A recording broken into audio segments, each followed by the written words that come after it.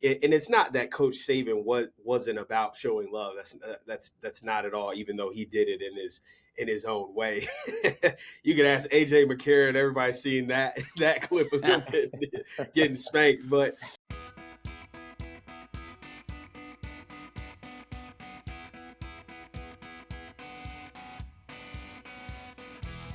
Hey, welcome to Beat Everyone, AL.com's Alabama football podcast. I'm Ben Flanagan with AL.com, and Alabama football has been in the news, and it usually is around here, obviously, and spring practice is underway.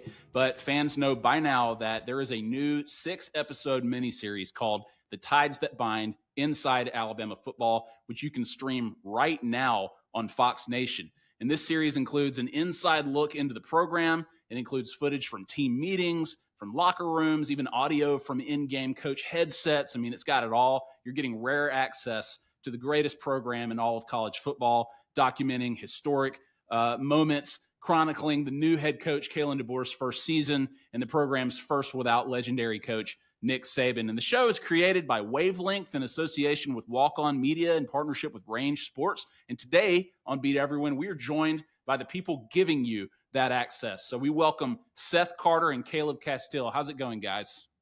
Hey, Ben. What's going on? Doing well, man. Hey, so, fans have seen a few episodes so far, and we appreciate you doing this. We've seen, the outline, the descriptions of what is to come. This show covers faith, it covers accountability, family, and more. People should check out what's in store, but also check out the episodes that they can watch. So Seth, Caleb, people are obviously interested in the genesis of this project, right? Like getting this type of access to a program like Alabama, especially in the midst of such a monumental transition. It seems unlikely that you'd be able to do that, but you did it. You pulled it off. How did y'all manage to convince them to let you tell this story at such a pivotal moment? Seth, I'll start with you. So I mean, this is I'm gonna do a quick flipperoo over here to Caleb, but no, this has been a long time in the works. We actually were working on it, with when Coach Saban was still in charge, and that is truly due to Caleb and his family, and the legacy of the Castilles down there in Tuscaloosa, and the relationship, and very honestly, the trust that Caleb and his family have with the program, and that's the core of it. So. I mean, I'll give the quick version, and Caleb, please, chime in. But we were actually working on a documentary that's really about Caleb's dad at its core, and Bear Bryant and the integration of the team. The famous USC game as being part of it, and then how that looks at the program into today, all the way through Coach Saban. And while Caleb was there, he was like, "Guys, we should be doing this thing." And that was kind of the pivotal moment of. The college football landscape is changing dramatically. The NIL, calculus, if you will, it's a new world and a new regime, and trying to do stuff that's cool for the players, but also really, really attractive for the program in different ways. And so that's, a lot of different things came into play. But Caleb's got the meat here, man. He the juice of it is really him and his family's relationship down there. Caleb, I mean, let us in on it, because, the Castilles, your family, obviously near and dear to the hearts of all Alabama fans, familiar with the lineage and the trajectory of y'all's stories personally and on the football field. This obviously has to be near and dear to your heart to tell a story going, behind the scenes at the most storied program in college football history, one of the most in sports history, but it's obviously personal for you. Yeah, Seth said it so well. I think it starts with trust, right? And I think that trust started when my dad signed that letter of intent in 1978 and went down and played 79 to 82, right? And, it's so crazy, this through line that my father's had since then up to now, and he's going into his 24th season as the team chaplain. And so, yeah, man, it's just trust. It's like any other relationship and partnership, right? So when Seth and I were, thinking about this and trying to figure out what exactly is going to be the key factor in getting everyone from the board of trustees, down to agree to let us do this, like that trust and that relationship really came in handy, man. And I'm just blessed to be able to do it. I know that sounds so cliche, but I was thinking about this the other day. Actually, Seth, it's like, Seth and his incredible wife, Steph, they started a production company called Walk On, which you mentioned earlier. And I'm like, man, Steph, like it came down to us walk-ons to get the job done, That's baby. it. You know what I mean? And he was a walk-on at Oklahoma. And so, yeah, man, I feel super, super blessed to be able to do this. I really have a love not only for the university, but, Seth and I have a mutual love for obviously the game, but storytelling, right? And being able to come in, like you said, Ben, and how do you even tell, it's so much, right? To think about trying to let people into the university. And so really we just drop you right into the fire in that first episode. If anybody's seen it, you get dropped right into the heat of it in the locker room, Coach DeBoer, and then you're right out of the tunnel and into the game against Georgia. Against Georgia too. Yeah, so yeah, man, we're just two lucky walk-ons here. Well, I was going Yeah, to say, I didn't know that about, walk on at Oklahoma. I have a feeling, yep. I know what your favorite episode is later in the season, but we can talk about that another time. No, We don't want it's to give it no spoilers, right? Like for the no Alabama fans. spoilers. Like Uh, hopefully you know what you're getting a little bit at this point. But yeah, but we know. no, I mean not to take this off the rails, right? But Caleb and I have been friends for a long time, and we actually played against each other in a Sugar Bowl that went in Oklahoma's direction. But Caleb loves to remind me that he's got 2 rings and I don't have any of those. So stuff balances itself out. But for us, I mean look, man, like there's a reason that Alabama is Alabama, and to be able to get behind the curtain and look at all the people in the building, even in the transition year. I mean, there's a lot of new people in the building, but there's a lot of the same people in the continuity there. There's a lot of people that care like a lot about what happens, and just the level of excellence, top to bottom. From Greg all the way down to people that are working in the dining hall is unbelievable. And so it's pretty cool to be able to shine some spotlight on that. And and you get to see guys that fans know well, like haha, and people like that's what they do, is they give their time to the betterment of these players. And it's cool to see. Well, you mentioned that this was in the works while Nick Saban was still the coach, right? And so when he retires, plans obviously change in a big way. It's a whole new story, and telling the story of his retirement, telling the story of Kalen DeBoer, this outsider in his first year as the head coach in this story program. Like, how did you pivot? How did things change for you? Like on a dime? Like, was it an opportunity, and that you're telling this story of this historic first season of this new head coach? Did you kind of wish you had that chance to follow Nick Saban? What was the mindset there when that changed? Yeah, I mean, I'll start. It's like quick adaptation. I mean, the first reaction though is like, oh, this thing is dead. Like it's like we've been working on this for a long time, and like who knows This show died about 9 times. Dude. This thing, yeah, it's gone. Like that's just too much complexity, to be able to pull this off now, because, right, like Caleb specifically was working on Coach Saban for a long time to get him comfortable with like how this would go, and obviously, Greg and a ton of guys were on board in that format, but this is very different. There's different people. Like there isn't a natural relationship with Coach DeBoer. While there's trust in the building, like we have to meet him and see, if he's even interested in this. Like he could have been like, guys, I have no desire to do something like this, and that would have been it, done on the spot. And so for us, like yes, it would have been amazing to follow Coach Saban. Coach DeBoer is incredible in his own right, man. Like that guy is a heck of a football coach and a great person. And it was actually fascinating to see the change in philosophy, which obviously people have seen. But like the thing that's constant is the excellence. But so getting to watch though, who is the guy that's willing to step in, behind Coach Saban? Like that's a very special type of guy that's willing to do it, and even more so that's willing to let people see it. So I mean, that was a really, really cool opportunity to really highlight people up and down the program again, because it is a different feel when it's not Coach Saban. So there are more opportunities for more people probably to step up in that versus what's been established as the standard for 17 straight years. So, Caleb, I mean, Yeah. when you tell stories like these, you need compelling characters, right? And Alabama is obviously full of them, players and coaches. We all know that Nick Saban and Kalen DeBoer have very different personalities, but as someone who is so central to this story in his first season under such a large microscope anyway, like how would you describe Kalen DeBoer and the side of him that fans see in this series?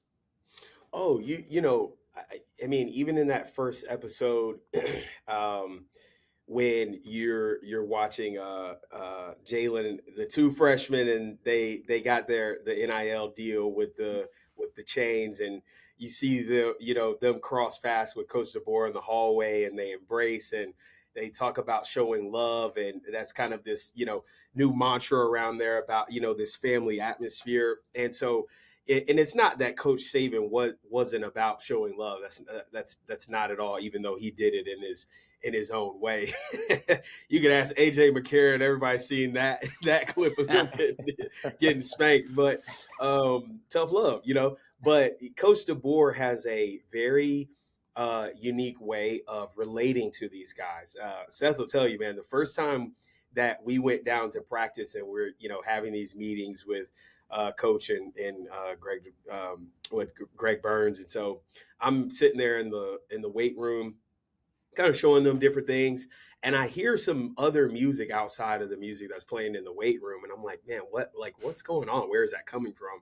And this was during spring practice. This was literally a year ago, like this month. So we take them outside. We're in lo and behold, the music was coming from the practice field. And I'm like, there's no way they got music out here during practice. And, that may not be a big deal, in other universities, other programs around the country. But for us, Coach Saban just ran this sort of like, almost in a way, this dictatorship, and it's going to be the way that Coach Saban wants it to go. And that's it. And I think that what Coach DeBoer has found that's different is, he really is giving these young men the opportunity to lead their team. He understands that he's the head coach and he has the responsibility to, of that, to carry that responsibility. But he really allows these young guys to take ownership, and so it's different and it's fresh, and he's also made it fun for these guys. You're 18, 19, 20 years old. You got good money in your pocket. You're playing at the best university in the country. Like, he's made it fun for them. So that's a little bit of the difference that, fans will see, and they'll see that sort of refreshing, exciting, excitement in the show. yeah, and I mean, one of the things Coach said to us too when we first started talking, when he decided he was on board with his project, is he's like what I want to make is something that my guys can look back on in 15 years with their families and be proud of, and be like, look, like show their kids, like this is what we did there, like this is what was going on there. And he said, I have good people up and down my program. Like they're not perfect people, but they're good people, and I'm not worried about showing anything going on because I know we're doing everything in the right way. And so I think like that also, kind of to the mentality that Coach has, like it's like, look, like we are doing this the right way. It might be a little bit of a different way, but I'm not afraid to do it the way that I know is going to work here. So Yeah, how about Jalen Milroe? Because I mean, he's obviously a guy with next level charisma and personality. I mean, that must have seemed like a gift to have someone like him as, like, again, one of the main characters of a show like this. Yeah. I think like before we hit on that, maybe this will be helpful too. Sorry, I just about yanked my headphones out of here. But the footprint of this show was tiny, and I think this gives some context too. Like most of it was just our unbelievable director John Henyon with a camera by himself. Like Mm-hmm. John's a 6'4" guy. Like they dressed him up like a GA. Like he looked like he's a coach on the sideline, and it was like very natural in that way. So like I think some of the expectations probably are that this was like a big, massive footprint and production, and there was like bodies everywhere. Like it was tiny, and so like I think leading into your question on Jalen too, like from like a footprint perspective, like it was like intimate conversations with him. It was like, you know, John joined him when he was watching film at like 4:30 in the morning. Like John like would like, you know, be at his house with him and talk through some stuff. Get to, you know, in one of the later episodes, you'll get to see Jalen's parents a bit as well. And so it was much more personal in that way. And so like I do think there probably was some, you know, a lot of fun in this environment to have a little bit more breathing room. I mean, obviously some of that was already happening with Link and other things, but like Coach DeBoer, I think, really understands the current landscape of college football and players and their presence and like what the new reality is a bit. But I mean, like for Jalen, like there wasn't that much time that we actually had to spend with him outside of what he normally is doing. Like the show, like we were really trying to make it a verite thing where we're just following and we're just there. Like very little was created, very little was fabricated. There's enough drama and enough, you know, intensity going on a day-to-day basis that like so I think everyone's excited and happy about it, but it wasn't, you know, in a way something that it's like, all right, you get to go do this massive undertaking. It's like, hey, like there's another guy on staff and he's going to be around. And they're like, all right, cool, I like that guy. Like that was kind of, I think, some of the way it was set up. Caleb, I mean, on that note, the season had so much drama, right? Like so many opportunities, just like what angle do we take? I mean, it was obviously up and down for Milroe, but for the rest of the team in 2024, I mean, really high highs and also some low lows, right? Like a lot of obstacles, like the loss to Vanderbilt coming off of the huge win against Georgia, and later in the season, the loss to Oklahoma after they beat LSU in Baton Rouge. But I mean, that's the type of drama that you want for a show like this. Yeah, absolutely. I mean, you know, in our trailer, you hear Coach DeBoer in the locker room before they run out of the tunnel against Georgia, and he says, "Find a way to win, right? Find a way to win." And I think that's the same sort of mindset that we had to take, you know, as we approached producing this, because the football story tells itself, right? It's you win or you lose. The scoreboard, it's quite black and white, right? But for us, it's like, how do we make this show a win for our audience, for what, you know, the university has entrusted us to do? And, you know, like what Seth was saying, you know, the footprint was small, and you don't have to. And one of the things that we ensured them was like, look, we don't have to drum up any drama. We don't have to come down here and produce really anything as far as that goes, because number one, like you're dealing with young men who are there to hopefully grow into grown men and get an education and learn how to manage everything that comes with all of the what they've been blessed with. And then on top of that, like you said, you know, you experience the ups and downs of a season, and what does it look like when the expectations you set out in spring and fall camp, you know, aren't met, right? Or what does it look like if you're the senior that, you know, decided to stay there and stay loyal to the program after Coach Saban left, the guy that recruited you there when you were 18? What does it look like, right? And so, like, that to me is what was more important than the X's and O's and the really the wins and losses column at the end of the day. Is like, this is a story about the, you know, us as human beings. It's a character driven story that you're seeing of how these young men deal with this stuff Yeah, on a and Ben, daily basis.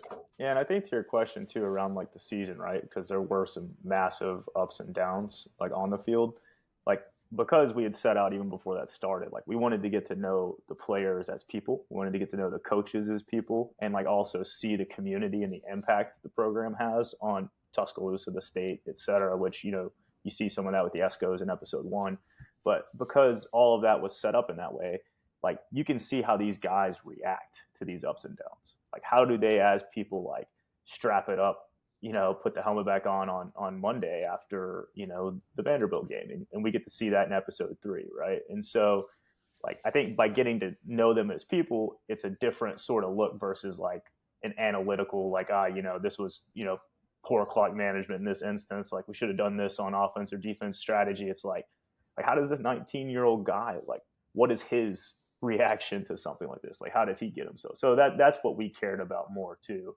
as we set out to do it, because we just wanted to feel different. We wanted you to like feel what it's like to be there versus, you know, some of the others where it's more of this is the strategy behind all of these things all the time. Yeah, I mean the Yeah, and stakes some are of these obviously. shows. Yep.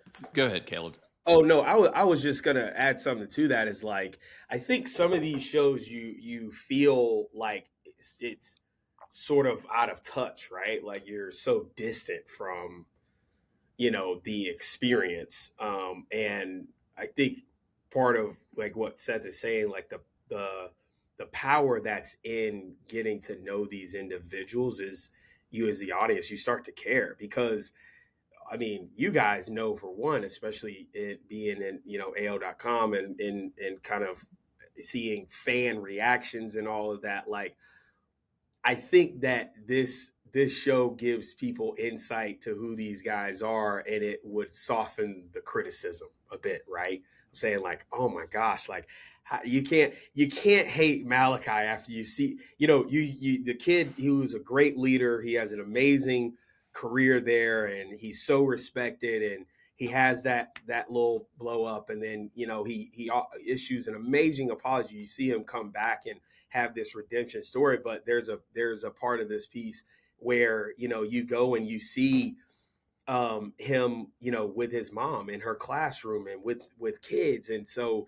you fall in love with these guys, and you realize you sit back on the couch and you're kind of like, man, these guys are just like me. You know what I mean? You're able to relate to them, the human experience. We all experience ups and downs, man. If my biggest emotional blow up was ever in front of a million people, we probably wouldn't be sitting here talking today. You know what I mean? So I think this insight allows our fans to have a little grace for these guys. Yeah, emotionally maybe, but like athletically, I'm nothing like Ryan Williams. Like I can tell you that. But look, I mean, it's so funny because like you're right. Like the stakes are so high, and you see what these guys put into this, and like how much it matters to them. Like nobody wants to win more than these guys. Nobody hates losing more than these guys. They actually have something invested in. Like that's going to be so interesting I think for a lot of fans to see up close. But I wonder, because fans will be interested in this. I mean, we've talked about Milroe and DeBoer. I mentioned like Ryan Williams there. You have the Bookers, the Mbakwe's. Like who are some guys that surprised you during production where you thought, oh wow, like this guy is great content and people may not know that yet? Yeah, Bray I mean, a Hubbard. couple of guys that you'll see pretty frequently that, like, obviously, you see Ryan, you see Jalen, you see some of the, you see Malachi, like a lot of the names that people are looking for. I mean, like in episode 2, Caden Proctor and Wilkin Formby, it's unbelievable seeing. I mean, they're best friends, right? You see Caden's journey transferring and coming back, like very, very cool. I mean, Q Robinson, amazing story. Like, guys at 5th-year senior has been, grinding it out for 4 years to get his shot. Like he was really exceptional. Tim Keenan, really exceptional. Spending time with him, like so, some of these senior leaders that have been around a lot, like it's no surprise because nearly universally all those guys are super impressive as people in on the field.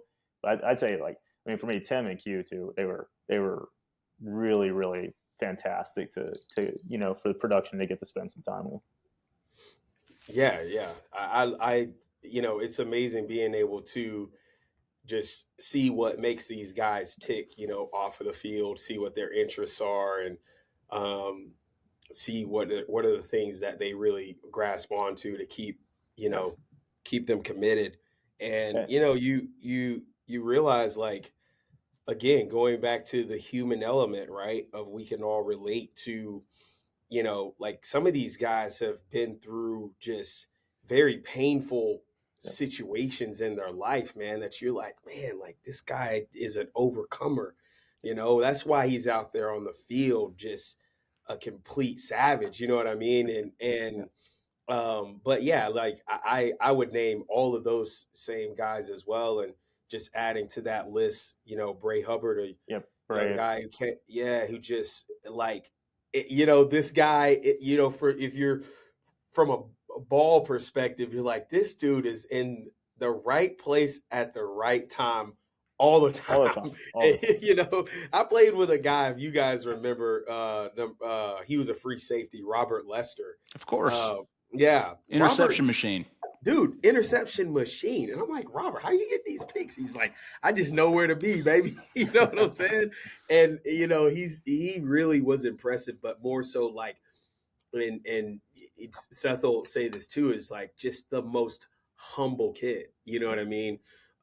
So yeah, man, you really fall in love with a lot of Yeah. these guys. And like Bray and Q, you'll get to spend a lot of time with them in like episodes 5 and 6. So still Yeah, coming, right? obviously a lot of Yeah, drama with Q, his season ending early, Bray Yep, stepping up when Keon Sabb goes out. exactly. So that just yeah, seems like what an angle to explore as a storyteller. Yeah, hundred and percent. one thing we really wanted to do, and it was important to us, it was important to the school, right? Is like we didn't want this to be just like a star-driven player thing. All those guys are heck of good football. So I'm not saying they're not stars, so don't take that in that way. Just so much as we didn't want it to be like, hey, here's these two guys we're following around. Like we wanted to get to know as many of the guys as possible. Like obviously there's a limit, unfortunately, on like how much time we can spend because we could have like we had amazing stuff from a bunch of other guys that you like hate to leave on the cutting room floor, but you kind of have to. But we really wanted to spread it out, spread the love, make it feel because it truly is a team effort across the board, and get to know as many of these guys as deeply as we could, in the time that we had for this first season. Well, this is the last question for you guys. This may seem like inside baseball to a degree, but the curtain keeps getting pulled back on productions sort of like in this genre. Like we've seen more and more access like this in sports. The advent and popularity of Hard Knocks obviously has opened the door in a lot of ways. In so many other sports documentaries, we're like really in kind of a golden age of those. But like when you have viral moments like last year's Saquon Barkley free agency situation, Yeah. right? Like shows like this face adversity in finding opportunities to tell stories like that because programs and front offices might just say like, oh, we're not allowing cameras after moments like that. Like we're not going to give we're not going to give that we're not going to mic and put a camera on that and show the world like the business dealings and like how things work. But did y'all face many challenges in doing it the way that you wanted to do it and showing fans a different side of Alabama football? Yeah, maybe I'll start, but Alabama was just an unbelievable partner on this, top to bottom. Like, and they really bought in, and that was really important. It wouldn't have worked if they didn't. And I'm talking like again, literally Greg through everybody in the building. It was like, hey, we're doing this, and so that was hugely important. Like, obviously, it took a lot of build up to get to that point, but once it was at that point, it was like, Alabama, they don't do anything part way, right? It's like if we're gonna do it, we're gonna do it. So that was massively helpful. We didn't have any issues in the way that you're alluding to, and I think for one big reason, and that was, look, like we are not like Caleb and I both having had the walk on experience at the two of the biggest programs in the country. It's like we understand what's going on with like in the locker room. Like these are young men, and like don't like, I try not to say kids because that feels disrespectful, but dude, these are teenagers, right? For the most part, it's like we're not trying to look for any stuff to ruin these guys' lives as they're like chasing their dream to the NFL or anything like that. There's plenty on the field, but like the agreement that we basically had with the university is like, hey, like we're gonna do right by everybody, but at the same time we have to be able to tell the truth. Like if stuff happens, like we have to be able to address it and look behind it. Like we can't act like the Vanderbilt loss didn't happen, or for episode 3 that Malachi didn't have his issue like at the end of the game. That was such a big storyline. Like you can't sweep that stuff under the rug. But then we were able, like, I think part of the reason we wanted to do this show at Alabama, more than anywhere else, is like when those things happen, like what you find when you dive into it is just unbelievably impressive. So like you have the low, but when you actually then get to spend the time with Malachi, you're like, my God, this guy is impressive. Like, and he's really trying his best to do the right thing. And like, yeah, he had a low moment, but man, like, look at all the work he's putting in. Like, he's accepting it. Like, he's eating it. He's like trying to make up for it. Versus like other places potentially might not have had that same level of accountability. So I think that was kind of the trade off. Is like it has to be honest, but like at the same time, like we will do right by our partners here. So. Yeah, Caleb. Yeah. I mean, I don't know what this Alabama-Oklahoma rivalry is like between you guys. Like, I don't know if there's trash talk or whatever, but I mean, like, can we agree that like when they got Alabama in 2013, in that Sugar Bowl, I mean, it was after the kick six, like it was a meaningless bowl game. It didn't matter, I like don't even remember. the Orange Bowl in 2018, that mattered, like that game, everything was on the line in that game. You know what I'm saying, Yeah. man? You just, we give them that one, but no, man, it's so great, man. I will say, just to brag on Seth, on this, like talking about trust and partnerships and all of that, it was, man, this wasn't by any means like, my family could have had a footprint in Alabama for 100 years, right? Like, and it wouldn't have made this process any easier, because not only are you dealing with that institution and everything and protecting it, and but you're also dealing with the reality of like creating a show and selling it. Like, this is a part of Hollywood too, you know what I mean? And so, Seth was just great partner, man. And I think it is something to us walk-ons. We just critted up and had to go and get it done, man. Take this thing by the reins and get it pushed over the line. And to be honest with you, we are so freaking blessed and lucky that people are just enjoying it. We had an amazing team together in Wavelength, and Yep. And our director John Hing, just have to brag on this man. This is an Emmy-winning director who, took a sandwich to come shoot this thing and moved down to Tuscaloosa and embedded himself into that program. John is just a part of staff now. We decked him out in the coaching gear and just kind of shoved him into the complex down there. So the reception that the show is getting, and they've been having opportunities like this to come and talk to you guys who are real, have been indoctrinated, right? It's a real joy. So we really, really appreciate it. No, absolutely, man. And look, like it was hard to not make something very cool with like what we were given down there. Yeah. Like, but we're, pretty humbled that the reception's been as good as it has been, because, again, like Caleb said, production partner Wavelength, like all the editing staff, John, Caleb, me, my wife, like that was a lot of blood, sweat, and tears into it too. Like not going to, not going to deny that fact. And again, the university was just on like, they put a ton of time and effort and access and like helped us make it what we could.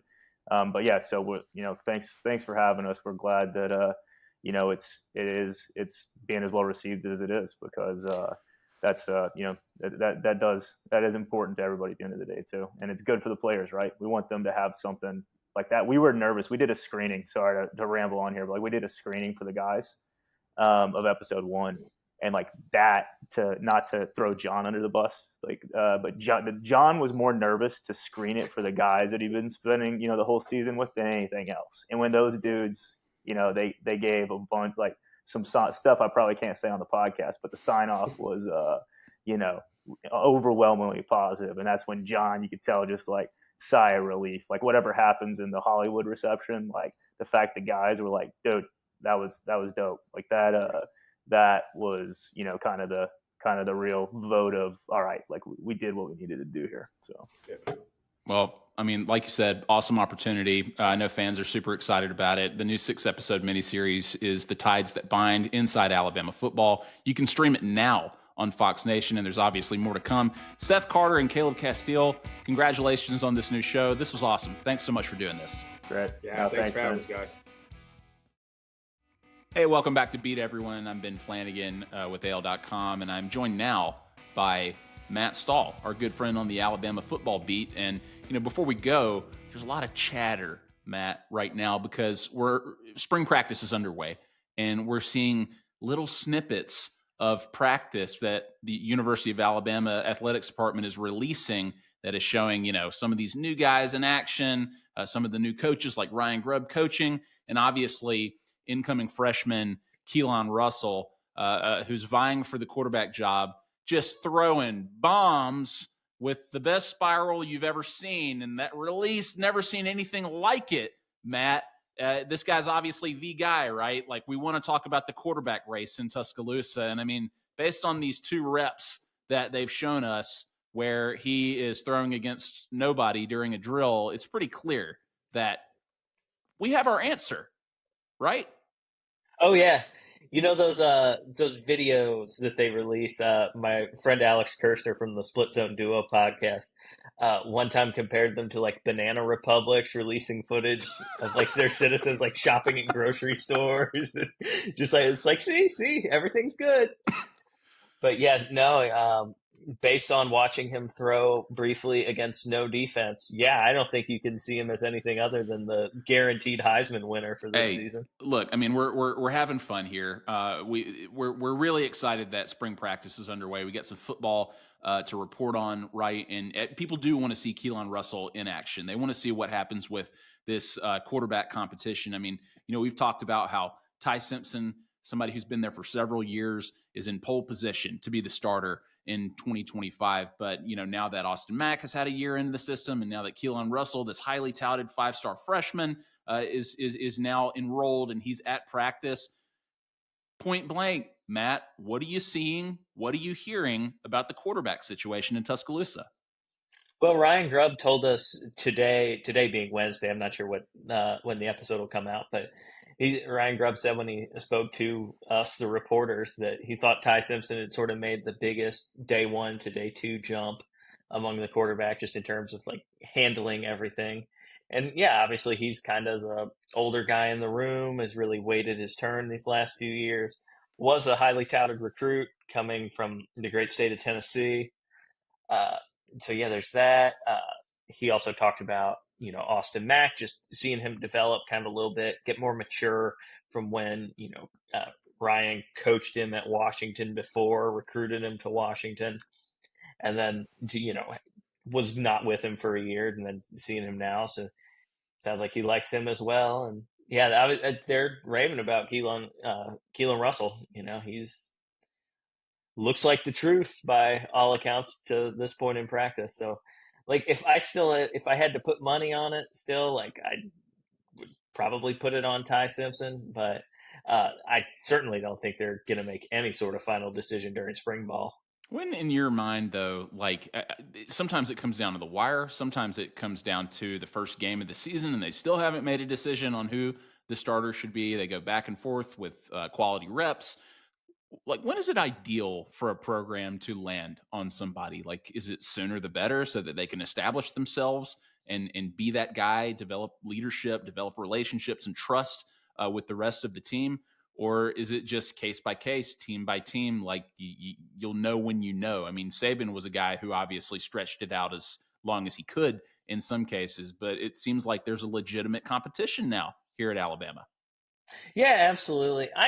To me, you do it when you know who the starter is going to be, which might not be like till sort of late in the game. I know obviously Nick Saban sort of liked to play the game as long as he could. I mean, he never like officially declared that Jalen Milroe was like the starting quarterback until after that USF game where Jalen didn't play at all.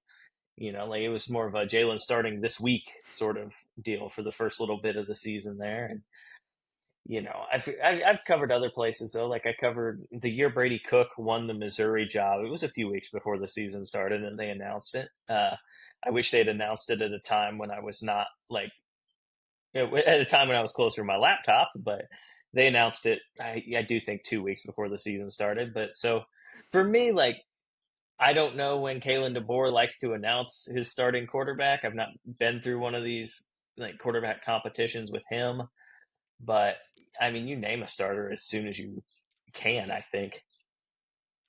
Yeah, for sure. We all remember where we were when Brady Cook was announced the starting quarterback at Missouri. Thanks for bringing that back up, Matt. But look, I mean, all jokes aside, you're right. Like Keelan Russell certainly looks the part, right? Like, I mean, the guy can throw it. He obviously has a rocket. I mean, he's young. I'm sure he's raw. I'm sure they want to develop all sorts of aspects of his game. I'm sure they want to put more muscle on him. I think they've talked about that specifically. But what have you seen from him? Because this is obviously the guy that everybody's interested in, right? Like they think he could be the future of the program. I mean, there's a lot of hype around him. Could he come in and start day one, you've just said what you said about Ty Simpson still being kind of like the odds-on favorite to do it. But with your eyes at those practices, what have you seen out of Keelan Russell? Well, he is a little bigger. I think they said he was 175 when he signed. I believe he's up to 192 was what they put him on the roster. So definitely packing on some muscle. He's tall. He definitely looks the part. We got to watch a little bit of practice today. It was mostly throwing against nobody. But beautiful throwing motion for whatever that's worth. But yeah, I am going to be interested to see sort of what he is, just, when there's some sort of live game situation.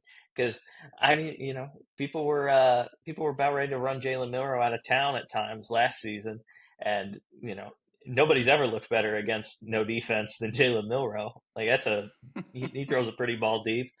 Same thing. So there's just not that much you can take at this point, other than what the coaches tell you. Which, they're gonna say positive things about all their guys. Well, you go with the information that you were given, right? And I just thought it was so funny looking on social media and seeing that clip, that just like 2-rep clip of Russell making a couple of throws, and people were freaking out, and our friend and colleague Nick Kelly was saying, like, this is your annual reminder to like not overreact to quarterbacks throwing against air. And there were some funny responses where people were saying, you don't tell me what to do, sir. I will overreact if I choose to overreact. But, people are excited. It's spring ball. It's the first indication that, look, another season is on the way. The modified A-Day is around the corner, and we'll see these guys on the field, right? Like, it's obviously practice essentially, but this is what people will get up for around here. It's not that much longer until the next season, and a lot is riding on it. Like we've talked about how the microscope is,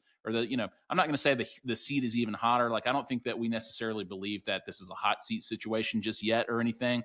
It's his second year. I know that people are just eager to see like how they develop and what this program looks like in year 2 under DeBoer. You mentioned something interesting though, Matt. You said Ryan Grubb. Ryan Grubb told us this. Ryan Grubb told us that. He's the offensive coordinator now. You've seen him in action. You've seen and heard from him. What is your take on him at Alabama practice? He spent a lot of time with the quarterbacks. I think that's sort of what he's going to do, even though he doesn't. Nick Sheridan still has the quarterbacks coach title.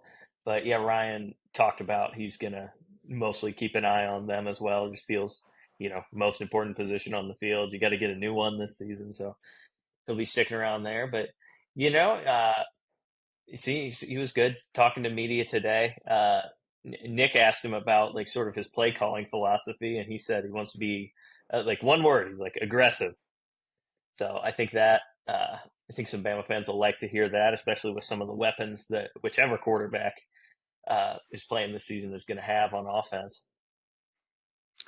Right on. We'll get you out of here on this, Matt. What are your, or I guess, what's your biggest question with spring practice right now? We've talked about the quarterbacks. We've talked about Ryan Grubb now. What else? Like going into this week, you're seeing them in action for the first time. You're seeing DeBoer. You're hearing from him. Like what sort of like caught your ear and caught your eye, and what should listeners, readers, fans be interested in moving forward? I think spring at this point, like so much of it is just kind of worthless because like so much of your rosters, like I wasn't expecting worthless, Matt. Yeah, so much of your rosters like could turn over. There's still a portal window between now and like fall camp, so and then they're not doing a real, nobody's doing real spring games anymore, any of that. But I think at this point, like the important thing is just like getting reps for some of your young guys, and Bama's banged up enough that it seems like some of those younger guys are getting to their chances. But yeah, for all them, it's just about like, let your freshmen drink from the fire hose a little bit. Ryan talked about that a little bit today about AK Deer and Michael Carroll. It's like they're good kids. They're doing all the right things, but like they're getting everything thrown at them right now. So like to me, that's the more important part of spring practice, right? Like I don't think you're gonna be able to figure out your starting QB or whatever at this point, but like you can start to develop some of those young guys. Yeah, for sure. Quick follow up there. You mentioned the modified spring game, right? Like, are you hearing anything about like what the format is going to be? Kalen made it sound like similar to last year, where last year was really modified off I of still what don't understand A-Day how that was. worked, Matt. If you want to explain that, with like a chalkboard and like some equations, like help me understand. Yeah, no, it was just they didn't really separate. They didn't separate into teams. It was kind of offense versus defense. It never was real clear on what the score was, and then the game was over. So, yeah, that's about all I got as far as A-Day format. Yeah, well, it was enough for ESPN and others to say, you know what, we're not going to televise that this year. We think maybe we'll pick something else that day, maybe bowling or Yeah, something on a spring yeah. Saturday. Read AL.com for all the live updates you want from A-Day, though. It will be there. I was going to plug it, Matt. Don't worry about that. This is our friend and colleague in AL.com, Alabama football reporter Matt Stahl. Find his work on AL.com. There's going to be plenty of it. Thank you, Matt, for doing this. Oh, anytime. Our thanks to Seth Carter and Caleb Castille.